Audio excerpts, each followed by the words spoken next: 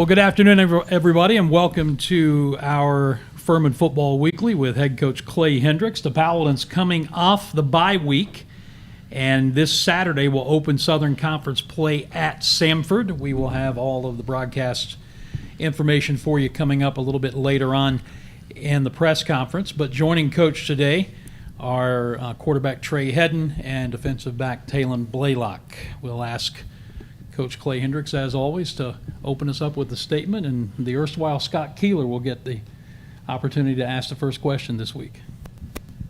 Okay, thank you, Dan. Certainly great to be back with you after the bye week. Bye week was really, really good for us. I've always kind of felt byes are good when you need one, and we needed one desperately.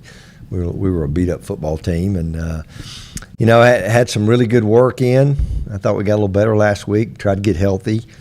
Obviously, we'll go out there today on Tuesday. We'll be stuck to a pretty normal schedule this week, even though we're a little bit ahead as we get ready for our opener at Samford. And, I think through 3 games, I think we've played a little better each week.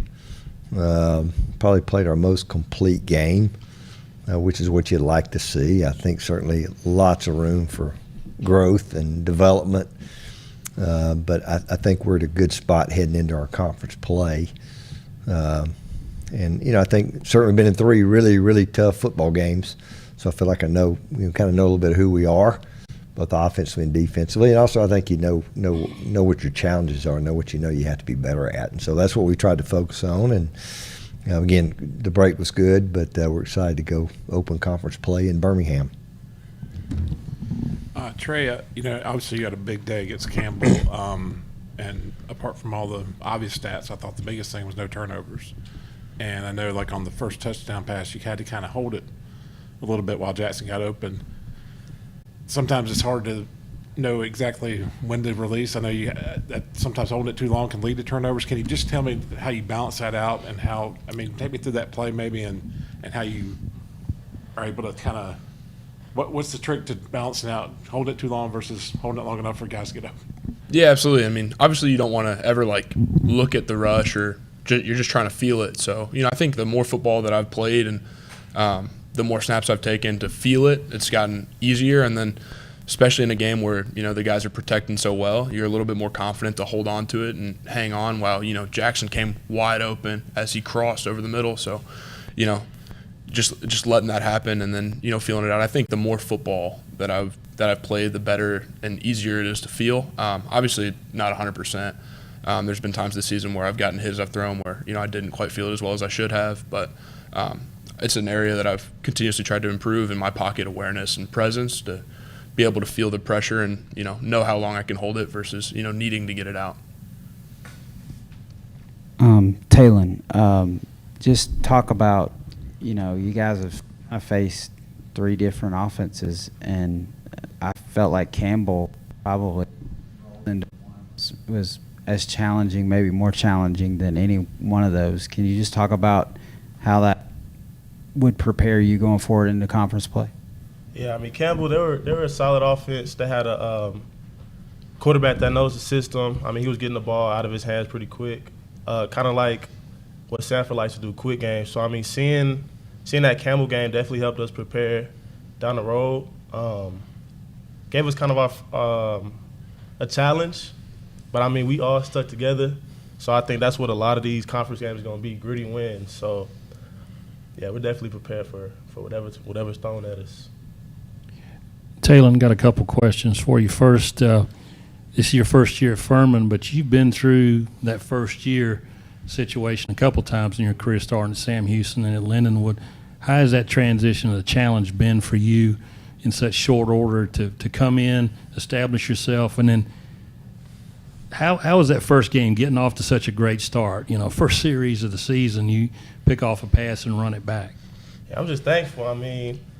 My career hadn't been the smoothest. It's been challenges, it's been ups and downs, but just coming in here knowing Coach Hendricks and the guy, like my teammates, have the utmost trust in me, helps me go out there and play fast, not think much, just go be myself and make plays. And it was definitely a surreal moment to start that fast. But just credit everybody around me credit the preparation that the coaches put us through in practice to prepare us for the moments. So, yeah. My last question, you're a Houston guy. Yes, Not sir. that Birmingham's just the next county over from Houston, but you can 5 hours from Greenville toward Houston. You can have some family there this Saturday. I'm not sure. My family, like, I got a little brother in high school. He plays on Fridays, and then my younger brother that's right above him goes to Oklahoma. So, I mean, they have a pretty packed schedule, but they'll probably be able to get out there and see us play. Coach, Sanford's given up an average of 41 points a game, and they're only scoring 14 points a game. What's your thoughts going into this particular game, knowing that their defense is giving that up with our offense? Well, I mean, you watch them on tape. They played a really challenging schedule. Played Baylor, played a Western team that's I'm sure going to be one of the top offensive teams in the country, even with a quarterback only back for 1 week. They've been scoring points. West Georgia team's undefeated, and I think a lot of that's been because of turnovers. Now, if they'll turn over 5 times against us, I'd kind of like that too. I don't think you can count on that, but I think they're kind of one you see. They played their best game they played the other night. They did give up some plays, but I got a pretty short memory from a year ago when we played Western out here, how we played against them. So every game's its own little entity. I do think, as Hunter said there, I think playing the Campbell, a lot of similarities as far as what they try to do. I think the two quarterbacks are similar. I think, the Campbell guy really hurt us. I mean, you look at what did we not do well? Well, we didn't contain the quarterback very well. We certainly did pressure him some, and we got him on the ground. Obviously got him on the ground when we needed to, but man, how many third down we weren't very good at getting off the field. I think they were maybe 2 or 4 fourth downs. He kept a bunch of plays alive and dumped it off to people that turned into big plays for him. And this Crittenden, he's that kind of guy. So I think some of the things that have hurt us are some of the things that they do. They want to go fast, Coach Hatcher's had a long track record of really good offenses and potent offenses. And again, you can kind of see them getting a little bit better. I think I saw some stat. They only had maybe one. I think the quarterback's the only returning starter from a year ago. We didn't play him a year ago. And then defensively, they've been put in some tough spots. They've had some scores, special team scores against them and some different things. I think each game's a little different. I'm sure we'll see we'll see a different group this Saturday when we go over there and play this week too. Coach, this is for you and Talon. A good pass rush can cure a lot of ills. And while there were some points in that Campbell game that the quarterback did hurt you by extending plays, as you said, you were able to get a lot of pressure on him. And I think when we all saw the film of that last play of the game, when the guy was running free in the end zone, potentially a game-winning touchdown, the reason he couldn't get it off is because of your pass rush. Are they getting after the quarterback the way you want them to? That's for you. And then Talon, how much easier, of course, is it to play DB when the guys are able to rush the passer?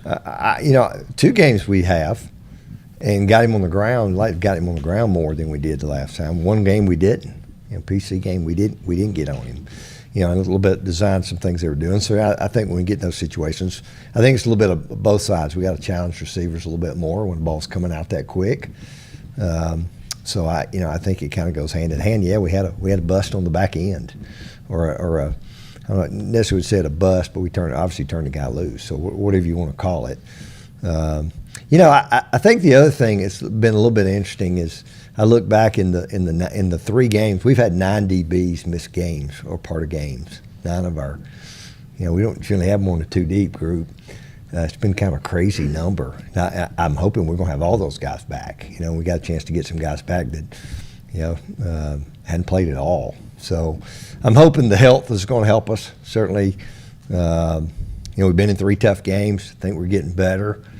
Again, I think and again, even still being a relatively young group, trying to still figure totally what your identity is, and how people are attacking us offensively and defensively, but both sides of the ball. But I would like to see more. Obviously, Joshua Stone King's done a great job there, but I think we got more guys that can and need to, because if we don't, what's going to start happening. he's going to get doubled on everything, or everybody's going to slide it that way, and somebody else has got to win. And I think we've done that, shown it, but we just got to get him on the ground a little more than we have.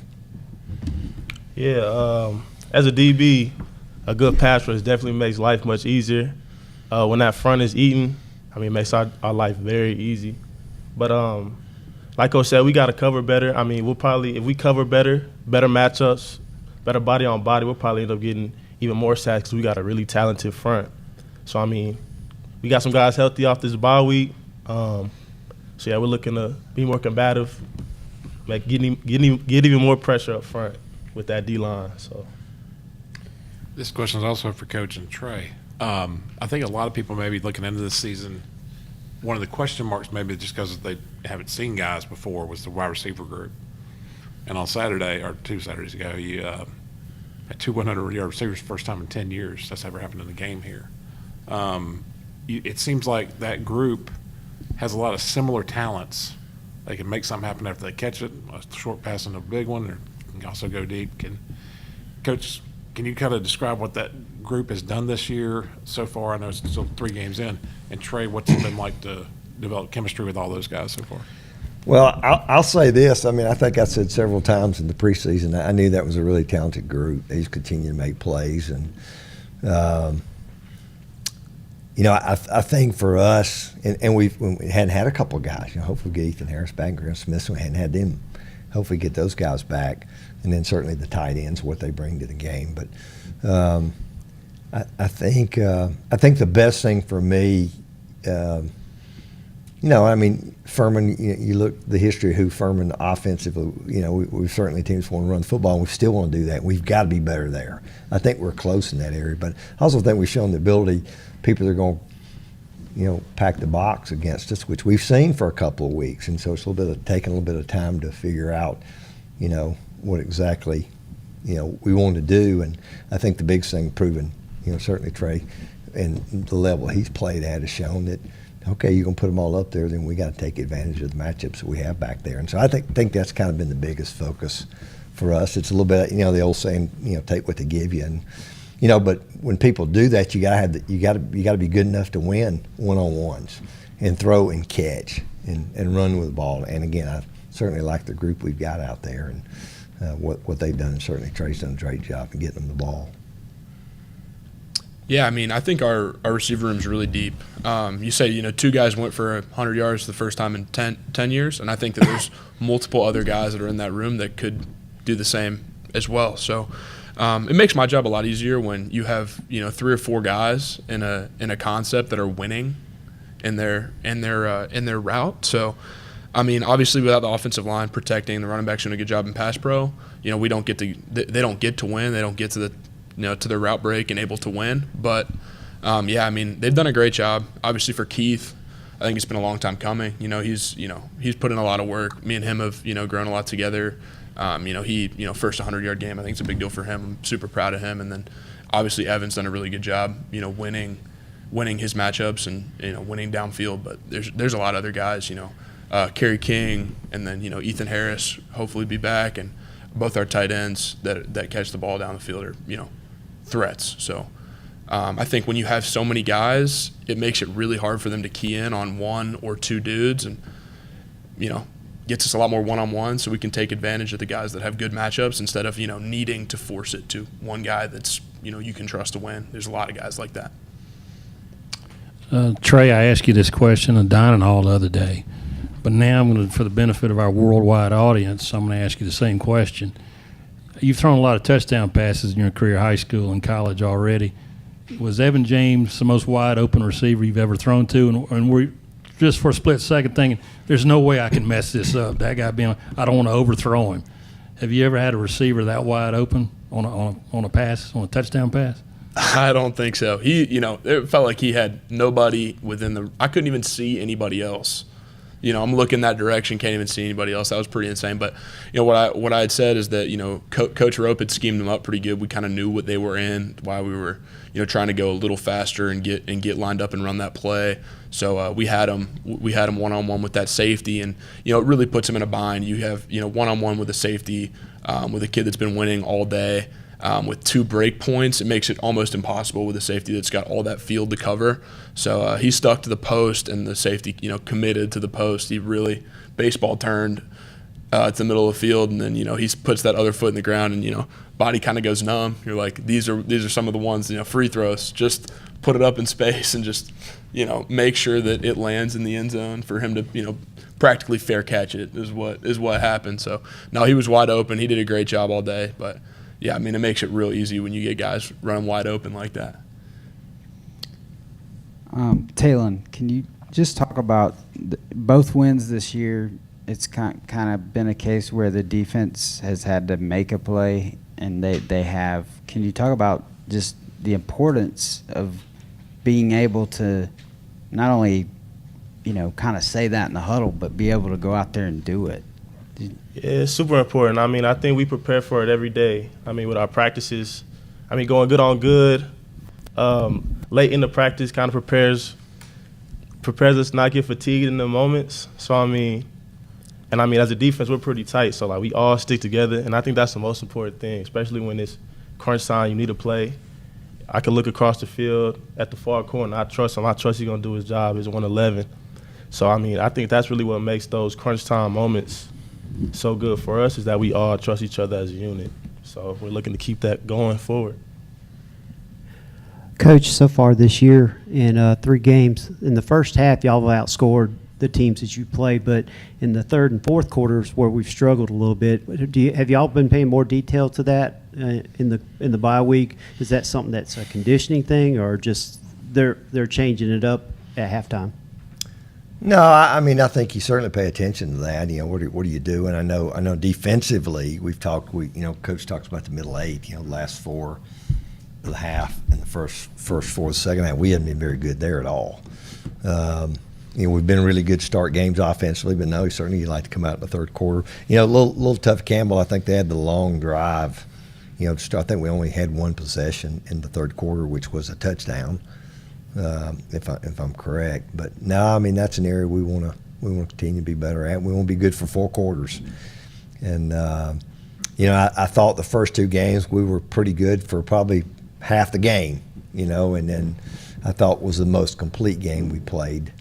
The last time out, I thought we left some points certainly on the field. We had the little reverse pass that should have been really good, but wasn't, ended up being a turnover. And then the first drive, we go down and get a procedure penalty on the 5-yard line on first down, and we've got to quit doing that. But no, it's something we'll continue to focus on. And I don't think we've been in a situation where we felt like we had to make a lot of adjustments.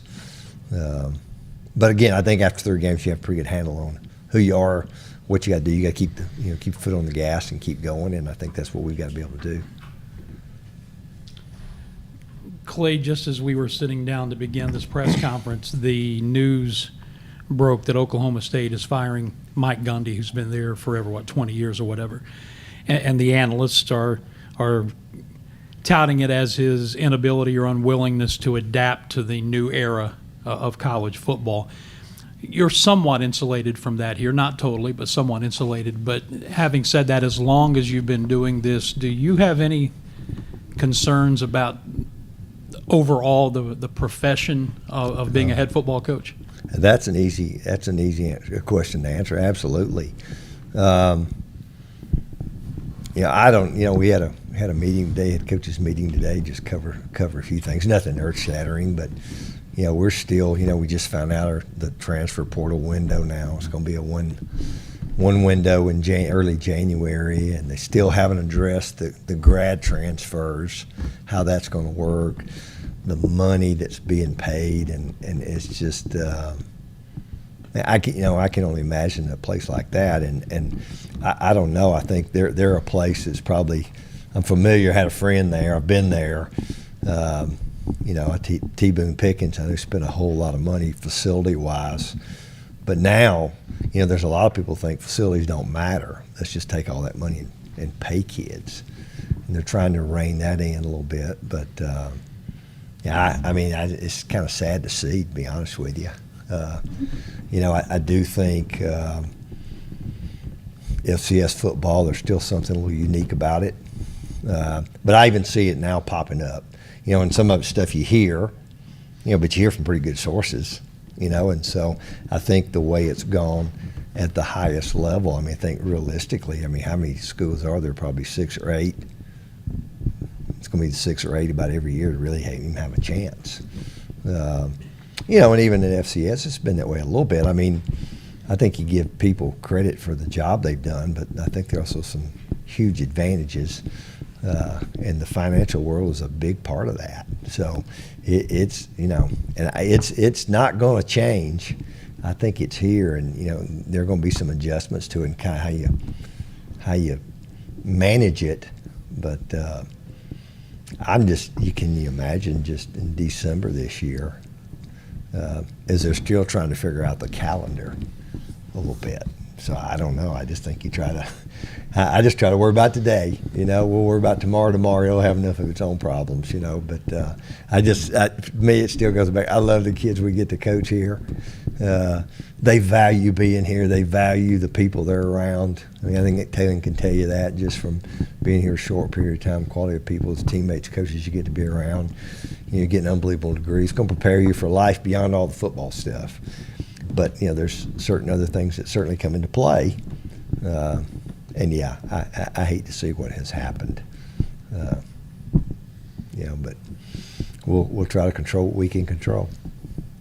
Coach, one of the I think it's kind of easy to overlook, but one of the biggest plays 2 Saturdays ago was the 2-point conversion, and later on, Jaquan Smith's 1-yard touchdown run, where you get the defensive tackles in there as lead blockers, and Trey gets up under center, and it's a beautiful sight for some of us. But me too. But we've been pretty good in that area this but year. yeah, there's that. It's not just a gimmick thing where you put. There's a reason they're in there, and they did a good job with it. Yeah, they really are. I think Demetrius had a tackle for loss and was. Yeah. And on those 2 scoring plays, can you speak to that play and what? Yeah, what they, what they Demetrius like and Joe Perez. We got several guys. We actually rep about 4 guys over there during the week. We started doing it a little bit a year ago, and I can remember back, when I was back in the 2000s. The things I remember sometimes is kind of crazy. We had a guy named John Kivett. John was a good offensive lineman, but he was a long snapper. John was a really good long snapper, but he had this little pre-hitch. And Hunter probably remembers this. People used to jump off sides of our field goal team all the time. And I'm not sure they ever called one on John for a snap infraction. Well, and there was a guy named Jerome Felton around here in those days. So what are you going to do? 1.5 yards and just try and hand it to him, whether you didn't block him real good or not. He was usually going to score. And certainly, you're sitting there thinking we ought to be able to gain 1.5 yards. And so when it happened, I just thought where it was in the game, and I think that point ended up being big. I don't know. You talk about chasing points. I remember when they had a chance to chase the point a little bit early in the game and didn't. Which who can say you should or you shouldn't. But no, I think that was a big play. And again, we had confidence in what we're doing back there, and we got several things we can do out of that. So we got to keep people honest too. But no, I think that was a big play in the game. You think about Coach Spangler told our team. You think about that game. There was 2 big plays. They're both special teams plays. It was that one, and then when they had 12 men on the field on the punt. Stuff we harp on all the time with our people. So I think it's great to have those teachable moments for your players. That you can let somebody else do it and you learn from it. But those are 2 huge plays in the game. You guys have a cool nickname for that package. Because generically, I think it's referred to as a jumbo package. But when Sam White, former Furman quarterback, was coaching the Bengals, he called it the Weebies, as in we be going to score. So do you have a? Now, Trey, you can tell them what you have a what little we call cool that nickname package. for that? We call that the elephant package. So, yeah. I like it. Anybody else? You got one? Trey, who do you try to model your quarterback, like someone that you look up to and you try to emulate as far as it could be pro or college right now? Yeah, I think that when you look at guys that are popular in the league right now, that like Josh Allen or Patrick Mahomes, I think that they have a ton of ability, but it's hard for just anybody to go and emulate what they're doing, and it can cause a lot of bad habits for young quarterbacks. So I think that when I'm, trying to model my game, I'm obviously going back to guys like Tom Brady that just managed football games so well, and, it's really helped me just improve what I'm doing. I actually did a little bit of a study in the offseason about college quarterbacks that I thought managed football games really well to try and help me improve and where I was struggling. And I thought Dylan Gabriel at Oregon last year did a very good job managing football games and keeping their team out of bad situations. So obviously there's tons of guys that have ability, Patrick Mahomes or Josh Allen or, there's those types of players, Lamar Jackson, who obviously I'm not going to be like anytime soon.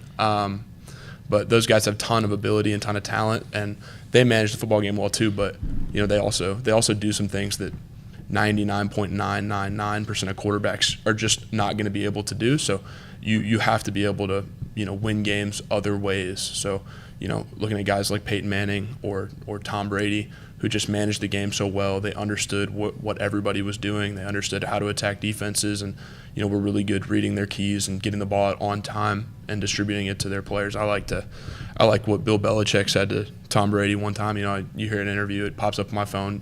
I feel like once a week. It's like, we can't gain a yard until you give the football to somebody else. So, I've been trying to live by that and get the ball out to our guys in space and letting them make plays, just because, that's how we're going to win games, not by me holding it and trying to make plays and run around and throw it sidearm across my body. But, obviously there's some things I can do, but obviously I think that you try and manage the game like some of those old greats did.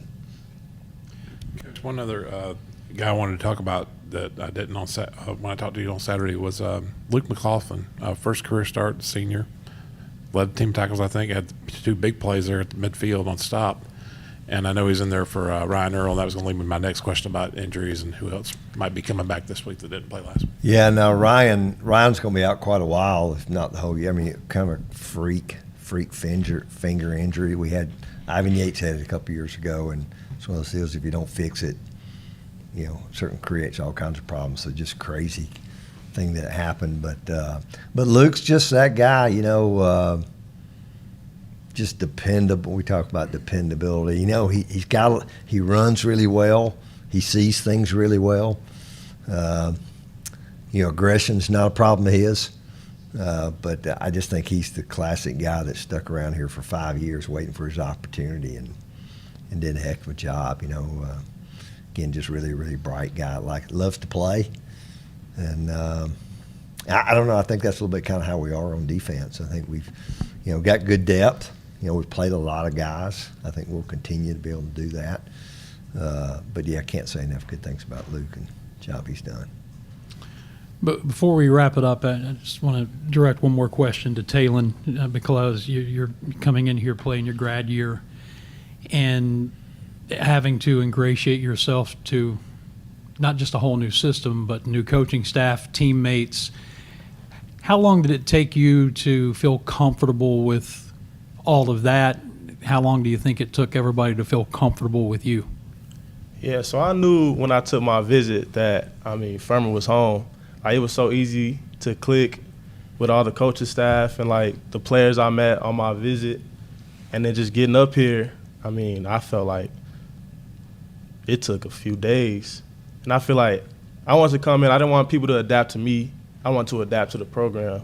So that also made it a lot easier, just adapting to what everybody does, the tradition. Trying to do everything right and just fit in where I can. And, it was pretty easy, though. It's a solid program for sure. I'm glad I made the right decision. And then if anybody's on the fence, a pick 6 on the first drive of the season probably swayed them in your direction, right? Hopefully. Coach, final thoughts before we wrap it up? No, just excited to go play again. You miss a week and you feel like it's been forever since you've been out there. But, again, that week was big for us. We practiced 2 days. We ran another day, got in the weight room, and again, just tried to get healthy, and obviously got a little ahead of the game with Samford. But this week certainly conference play. I think I've looked around. I've tried to watch a little bit of everybody, and there's absolutely no reason why we can't be as good as anybody in our league, and that's our goal, is to go win a conference championship. And certainly love to go 1-0, and that's just kind of our goal for the week. Well, we'll just remind you that kickoff in Homewood, Alabama, in the shadows of Birmingham, is 3:30 Eastern on Saturday. That'll be an ESPN Plus broadcast. The radio version of events. We'll begin with the Pepsi Countdown to kickoff at 2 p.m. on the Fan Upstate. We look forward to having you join us on the broadcast if you can't make the trip. We know there will be a nice little purple contingency down in Birmingham as the Paladins open conference play on Saturday at Sanford. Thanks to Coach Clay Hendricks, Trey Hedden, Taylor Blaylock, and for all of us here at Furman, I'm Dan Scott saying God bless you and so long, everybody.